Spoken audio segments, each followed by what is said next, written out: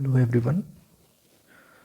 Today we are going to discuss a topic which is Zohri window. Zohri window, it is a model which is developed by the Joseph Luft and Harrington Ingham. अब जो ये जौहरी नाम दिया है ये इनके नाम से लिया गया है। जोसेफ साहब के नाम से लिया गया है J&O, हैरी के नाम से लिया गया है HAR एंड इंगम से लिया गया है I। ये मैंने अलग अलग इसलिए लिख दिया है कि जिससे कि आपको समझ आ जाए, जबकि ये हैरी इंगम एक ही नाम है। ओके, तो ऐसे ये नाम क्या आ गया, जौहरी आ गया।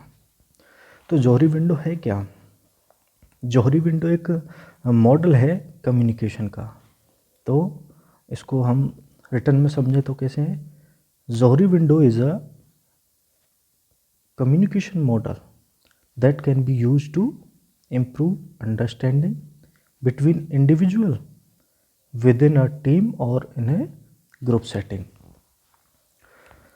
तो जौहरी विंडो जो ये इन्होंने बनाई थी, इसका मॉडल का काम ये था कि ये कम्युनिकेशन में एक ऐसी टेक्निक है जो कम्युनिकेशन में बहुत हेल्प करती है, ना केवल और लोगों को समझने के लिए बल्कि अपने आप को भी समझने के लिए। अपने आप को समझना मतलब एक तरह से इंट्रोस्पेक्शन बोल सकते हैं। तो जैसा कि आप नाम से ही पता लगा सकते हैं कि विंडो वर्ड का यूज किया गया है इसमें। तो Johari window consist of 4 square grid, okay, dividing it into the 4 quadrants by drawing one line from top to down and another line from side to side। अब इसको आप देख सकते हैं, इसे डिवाइड कर दिया गया है और प्रत्येक क्वाड्रेंट को क्या है, नाम दिया गया है। जैसे पहले क्वाड्रेंट का नाम दिया है ओपन एरिया, दूसरे क्वाड्रेंट का नाम दिया है ब्लाइंड एरिया, तीसरे क्वाड्रेंट का नाम दिया है हिडन एरिया एंड चौथे क्वाड्रेंट का नाम दिया है अननोन एरिया। तो पहले इसके बारे में जो ये क्वाड्रेंट्स हैं इनके बारे में अलग अलग बात कर लेते हैं, फिर ये कैसे इंटर रिलेटेड हैं एक दूसरे से क्वाड्रेंट, उसमें चर्चा करेंगे। ठीक है, तो सबसे पहले आता है हमारा ओपन एरिया। ओपन एरिया को हम फ्री एरिया भी बोलते हैं। वो क्यों बोलते हैं? ओपन एरिया में होता क्या है कि what is known by the person about himself या herself and is known by others। मतलब ऐसा कुछ जो एक इंडिविजुअल है वो अपने बारे में जानता है, जो भी कुछ वो अपने बारे में जानता है वो और लोग भी जानते हैं। मतलब इसका मतलब क्या हो गया, ये एक फ्री एरिया प्रोवाइड करा रहा है। ओपन एरिया इसलिए बोल देते हैं, इसको पब्लिक एरिया के नाम से भी बना देते हैं। तो ये जो क्वाड्रेंट है इसको नाम क्या दे दिया, open area. This quadrant is also refer to as a public area, क्योंकि जो भी इंफॉर्मेशन इसमें है वो इंडिविजुअल के अलावा पब्लिक के पास भी है। तो इसमें अब आगे बढ़ते हैं, देखते हैं। अब जैसे इसके बारे में बात करें कि एक इंडिविजुअल है, उसको अपने बारे में पता है और जो सामने वाला है उसको भी उस इंडिविजुअल के बारे में पता है। तो जब दोनों में म्यूचुअलिटी है, मतलब अंडरस्टैंडिंग है, तो क्या होगा, कम्युनिकेशन के लिए एक बेटर प्लेस बनेगा दोनों में। तो this area relates to behaviour, attitude, experience, motivation, feelings, ये सारी चीज़ें इसमें आती हैं। ये वैसे तो सभी चीज़ें सभी में आएंगी पर इंटर रिलेटेड रहेंगी। This open area is the place where good communication and the cooperation occur। क्योंकि गुड कम्युनिकेशन होने के लिए म्यूचुअलिटी होना ज़रूरी है, एक दूसरे के बारे में जानना ज़रूरी है। तो ओपन एरिया तो सब कुछ शेयर ही कर रहा है, क्योंकि उसमें वो अपने बारे के में जान रहा है, दूसरा भी तुम्हारे बारे में जानता है। तो इस तरह की अंडरस्टैंडिंग रहती है तो वो एक अच्छा एनवायरनमेंट बना देती है जिसमें क्या होता है, कम्युनिकेशन अच्छा होता है। तो इस एरिया में ये क्या करता है, फ्री फ्रॉम द डिस्ट्रैक्शंस, समझ रहे हो। तो जो ये ओपन एरिया है इसमें डिस्ट्रैक्शंस नहीं होते, और जहाँ डिस्ट्रैक्शंस नहीं होते तो कम्युनिकेशन बेटर रहता है। सेकंड क्वाड्रेंट है ब्लाइंड एरिया। ब्लाइंड एरिया इसको क्यों बोलते हैं? क्योंकि what is unknown by the person about him और herself but which is others know. मतलब ऐसा कुछ जो एक इंडिविजुअल को नहीं पता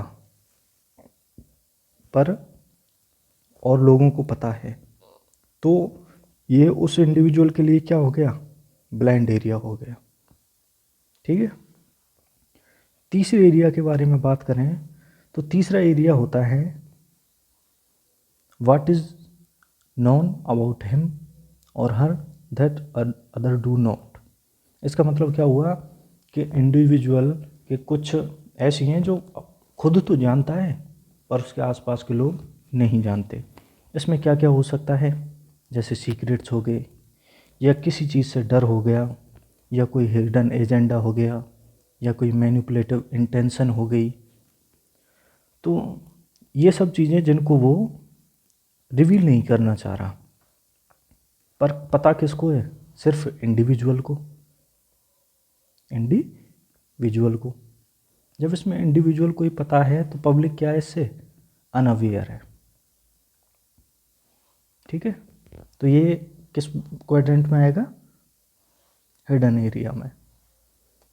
चौथा जो क्वाड्रेंट है वो है अननोन एरिया।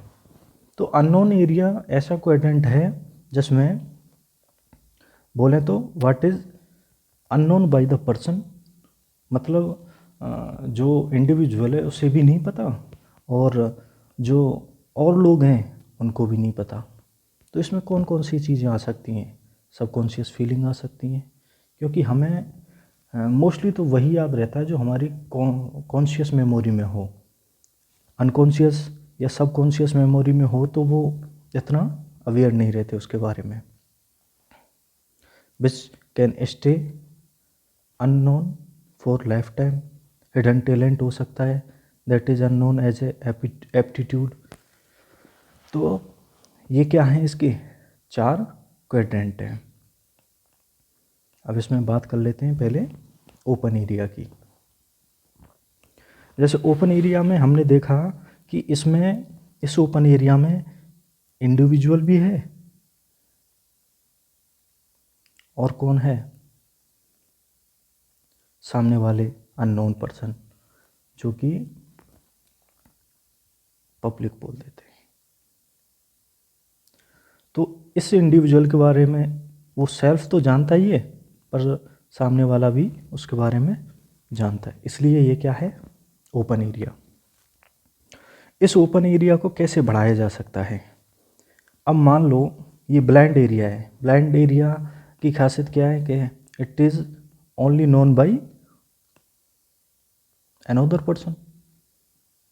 अनदर पर्सन अगर फीडबैक देता है उसके बारे में जो नहीं पता इंडिविजुअल को, तो मान लो उसके बारे में कोई बातें बताता है तो क्या होगा? इस ब्लाइंड एरिया की बातें पता चलेंगी किसको? इस इंडिविजुअल को। इस इंडिविजुअल को पता चलेंगी तो ये ब्लाइंड एरिया है, ये क्या हो जाएगा? घट जाएगा। घट जाएगा मतलब क्योंकि इस एरिया की बातें उसे पता चल रही हैं, किसकी तरफ से? फीडबैक की वजह से। नहीं तो ये क्या हुआ? अब ओपन एरिया पहले यहाँ था, अब यहाँ से बढ़कर यहाँ आ गया। अब ये म्यूचुअल हो गया। जो चीज़ें पहले इस इंडिविजुअल को नहीं पता था, अब पता चलने के बाद ये ओपन एरिया यहाँ तक बढ़ गया। ठीक है। अब बात कर लेते हैं सेकंड की, ब्लाइंड एरिया। ब्लाइंड एरिया में क्या है? देख ही चुके हैं हम। ब्लाइंड एरिया ऐसा है जिसमें इंडिविजुअल को कुछ नहीं पता पर जो अननोन पर्सन है उसे सामने वाले के में पता है। अब इसको कैसे बढ़ा सकते हैं? ये बढ़ेगा अपनी थॉट्स को शेयर करने से,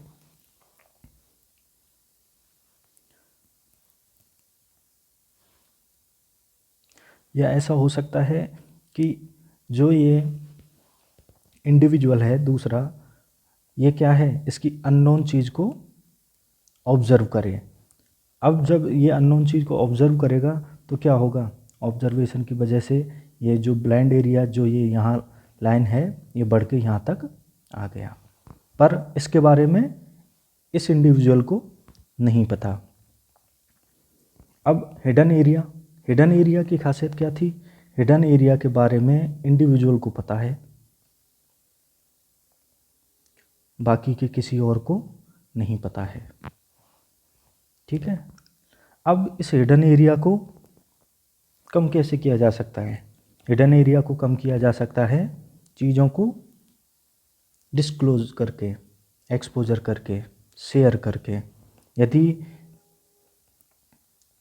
ये आदमी है जो इंडिविजुअल है, अपनी फीलिंग, सीक्रेट या ओपिनियन कुछ भी शेयर करना चाहता है जो कि किसी को नहीं पता है, तो उससे क्या होगा, मान लो कि उसने अपने कुछ फीलिंग्स हैं जो किसी को नहीं पता, वो शेयर की, तो शेयर की तो उससे क्या हुआ, सामने वाले को पता चला, पता चला तो क्या हुआ, चीज़ें कॉमन हो गई। कॉमन का मतलब क्या हो गया, ओपन हो गई। तो ये ओपन एरिया बढ़ के क्या हो गया, यहाँ आ गया।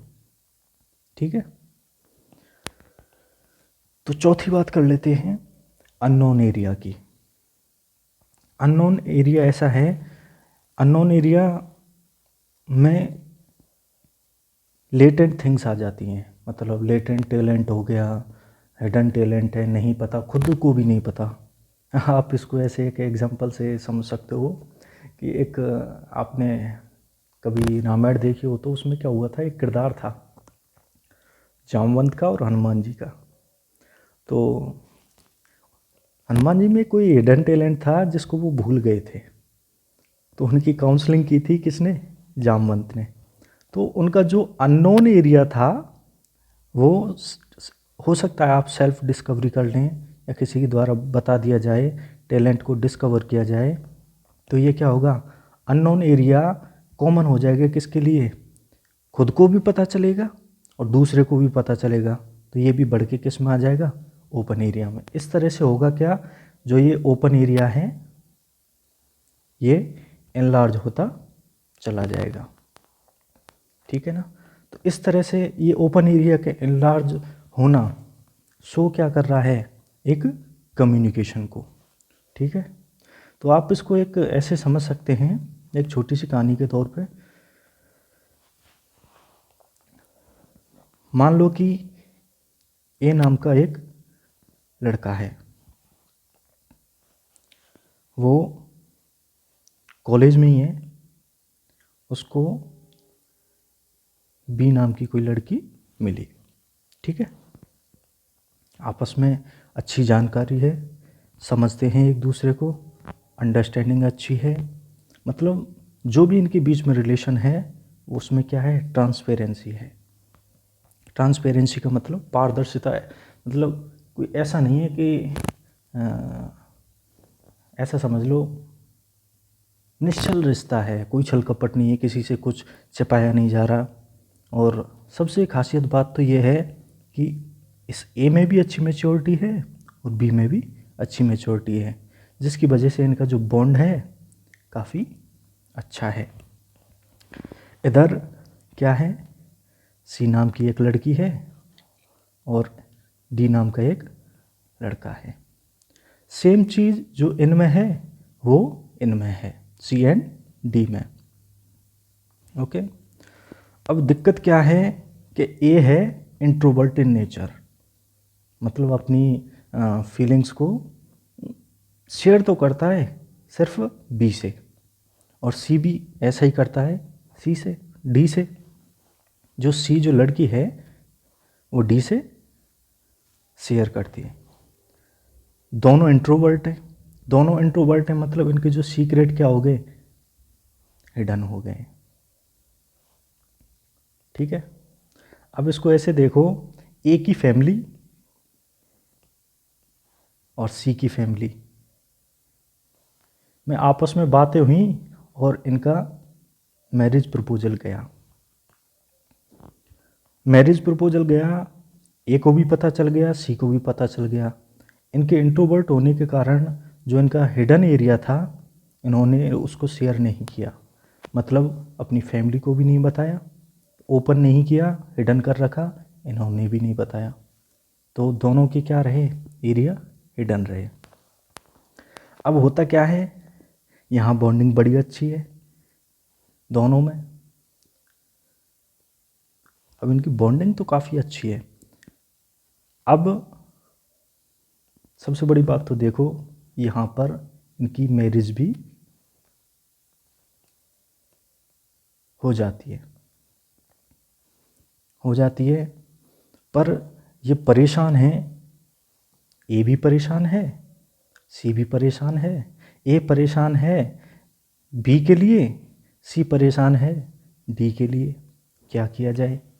अब ना तो सी के बारे में इसकी फैमिली को पता है, ना ए के बारे में इस फैमिली को पता है। अब ये फर्स्ट टाइम जो मिलते हैं, जिसको आप जो कुछ भी कहना चाहें कह लें, तो उस टाइम पे ए हिम्मत करता है और सी को बोल देता है कि मेरा ऐसा ऐसा कुछ है, किसके साथ, बी के साथ। अब सी भी इस ए की हिम्मत को देखते हुए हिम्मत करती है और बोल देती है कि मेरा भी कुछ है डी के साथ। अब इनमें क्या हुआ, अपने हिडन एरिया क्या हुए, शेयर हुए, और दोनों किस में आ गए, ओपन में। इनके लिए दोनों चीज़ें क्या हो गई, ओपन हो गई। अब ये अपनी कॉलेज की बातें करने लगे, खूब अच्छी नाइट गुजरी, हंसी ठहाके लगाते रहे। तो इन्होंने क्या सोचा, दोनों ने डिसाइड क्या किया कि हम लोग कल बताते हैं अपनी फैमिली मेम्बर्स को। ठीक है, इन दोनों ने डिसाइड कर लिया। थोड़ी बहुत हिम्मत एक दूसरे से इनको मिली, तो ए ने बताया अपनी फैमिली को किसके बारे में, बी के बारे में। अब जो ये फैमिली थी ये काफ़ी एजुकेटेड थी, और सी ने बताया अपनी फैमिली को किसके बारे में, डी के बारे में। दोनों फैमिली क्या है, एजुकेटेड हैं, और इनके जो ये बच्चे हैं ये भी क्या हैं, अच्छे खासे मैच्योर हैं। ठीक है, अब सन्नाटा तो हो गया फैमिली ए में और फैमिली बी में। अब फैमिली ए और बी ने दोनों ने आपस में बैठ के बातें की, डिसाइड हुआ इनमें कि देखो आपका बच्चा ए है और आपकी ये लड़की है बी है, दोनों की खुशियां कहीं ना कहीं अलग हैं।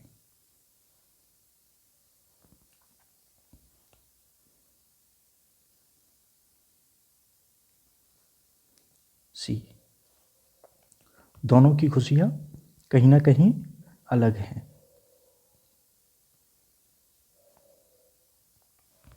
अब क्या करें, ये लॉन्ग टर्म का रिलेशन था, तो उन्होंने दोनों फैमिलियों ने क्या कहा कि चलो इस रिश्ते को यहीं ख़त्म करते हैं, और ये जो दोनों ए एंड सी जिस चीज़ में खुश होते हैं उसको करते हैं।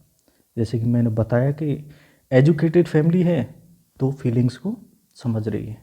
तो अब क्या हुआ, ए को बी के लिए क्या मिल गया, ओपन स्पेस मिल गया, और सी को भी डी के लिए क्या मिल गया, ओपन स्पेस। अब होता क्या है,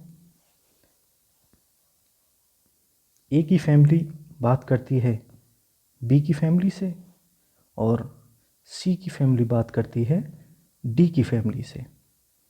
तो यहाँ जो डी है वो भी अपनी फैमिली को बता देता है, और बी है वो भी अपनी फैमिली को बता देती है। तो इनमें जो भी हिडन एरिया हैं वो सारे शेयर होके क्या हो जाते हैं, ओपन हो जाते हैं। ओपन एरिया हो जाते हैं, तो ओपन एरिया जैसे मैंने बताया इसमें कम्युनिकेशन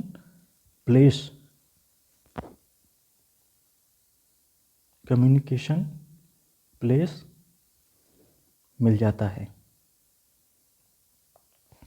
तो कम्युनिकेशन प्लेस मिल गया तो ये ओपन एरिया में क्या होता है, अब इनकी फीलिंग्स की कद्र भी की गई, तो इनको इनसे और इनको इनसे मिला दिया गया। अब एफ और सी के बीच में क्या रिलेशन हुआ, इस ओपन कम्युनिकेशन की वजह से आज एफ एंड सी अच्छे दोस्त हैं, और ए एंड बी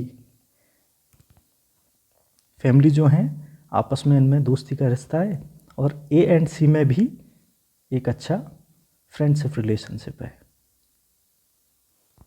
और ए एंड बी नहीं, ए एंड सी, और ए एंड बी में जो पहले था बॉन्ड जो था वो क्या हो गया, परमानेंट बॉन्ड हो गया। तो इसका मतलब क्या था, इसका मतलब सिर्फ इतना सा है कि जो हिडन एरिया हैं आपके, वो आपको परेशानी में भी डाल सकते हैं, इसलिए कुछ ना कुछ हिस्से उसके ओपन करते रहो, जिससे क्या होगा, कम्युनिकेशन को हो पाएगा। कम्युनिकेशन होगा तो चीज़ें आसान रहेंगी, ठीक है। ऐसा भी मत करना सब कुछ ओपन कर दो जिससे कि लोग तुम्हारा फ़ायदा ही उठा लें। तो कुछ इस तरह की है ये जौहरी विंडो। तो ये टॉपिक यहीं पर एंड होता है। Thank you for watching this video.